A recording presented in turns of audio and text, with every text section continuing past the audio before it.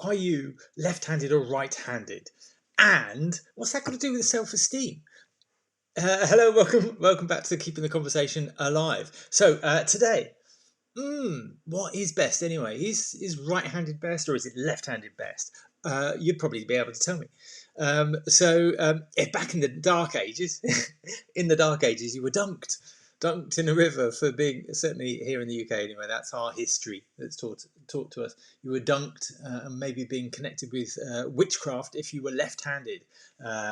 Going back to the last century, you were forced to use the right hand rather because it was considered bad. Now there's no definition, distinction, other than positive ones, that you might be good at something, good at a particular sport, or good at a particular activity, or more creative, perhaps if you're left-handed. So there's more positive connection between the brain functions and the physical functions. So there isn't a what's best or what's not, but 90% of us are right-handed. Interesting, my two boys are right-handed, left-handed. Sorry, I'm right-handed, but both their mothers left-handed. There's a clue about two of the marriages that I have had. It's also the reason I'm saying about left and right-handed is it's a good analogy for self-esteem and why it's so difficult to notice, because we don't have a system in our culture, or I think of any culture that I know of, where it's predominated. Something, the first thing that we do is find out whether somebody is right-handed or left-handed. Before you speak to somebody, sorry, are you left-handed or right-handed? That's right, right-handed. That doesn't happen. It's not an important thing. It doesn't preclude anything. It doesn't enable anything. It's just not. It's just sometimes maybe you see somebody right. I never knew you were a lefty, eh? It's yeah, you know this, but it's not something that's evident. It's not something that we notice. It's not something that we predicate an opinion on, or it's just pretty meaningless, really. It's just a curiosity, maybe. Yeah, it's something so deeply ingrained into that person. Your preferred hand. It's just normal, isn't it? It's normal if you something through. You probably do it with two hands, but it's to write it's just normal, and that's the automatic function. That's what I think is a good analogy, because it's automatic. It's completely automatic. It's not something you have to think about. In fact, it's odd to do. There's exercise when they say, "Oh, fold your hands the other way," and maybe do it now.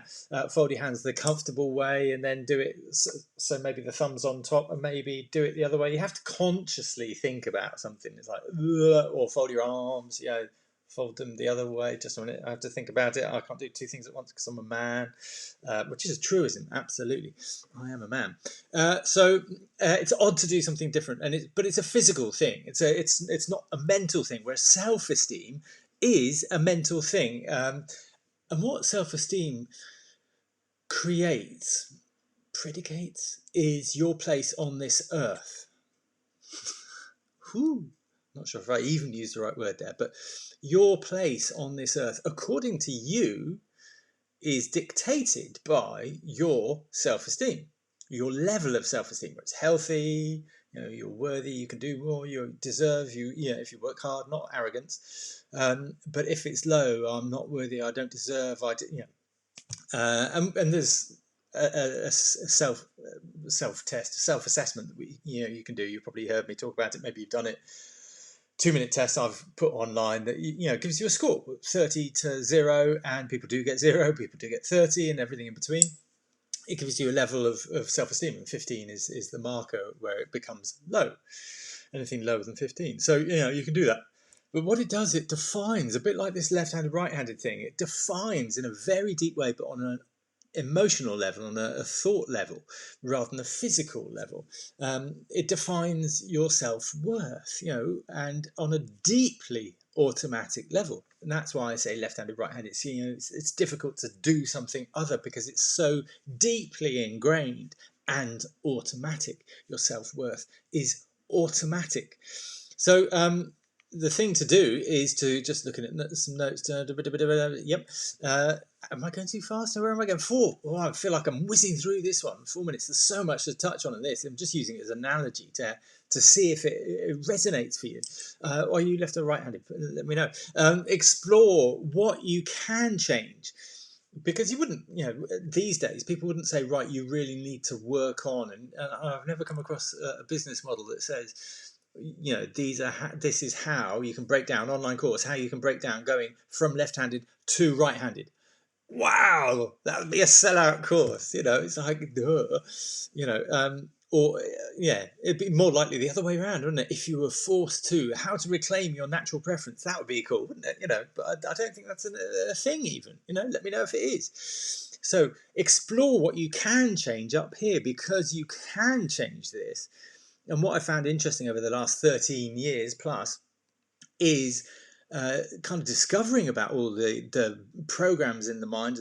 Stuff and neurology has come along so much in the last 20 years, but the last 10 years specifically, about mapping and understanding against physically seeing and scanning and tracing neural pathways and how they develop, and that you can develop new ones. The old ones don't go away, but you can develop new ones. But when you develop new ones, the electrons actually go slower than the fast ones that are really established. It's like, how can electricity go slower? Electrical impulses go slower or faster because they're conducted. So it's fascinating stuff that's in there. And I was very interested in NLP, neuro linguistic programming, all the different things out there, structures that help us understand, but also change this stuff in here, our understanding, our belief.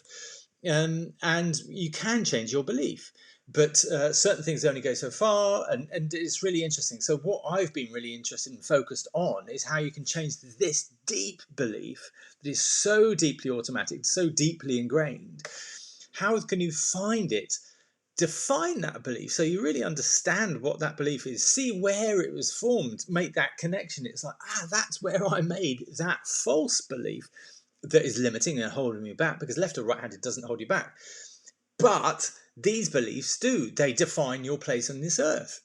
Your beliefs define your place on this earth. And if they're low, 15 or lower, on the low, particularly the low scores, 15 to 18, there's probably a few simple tweaks that you can do to really have a massive impact on your life.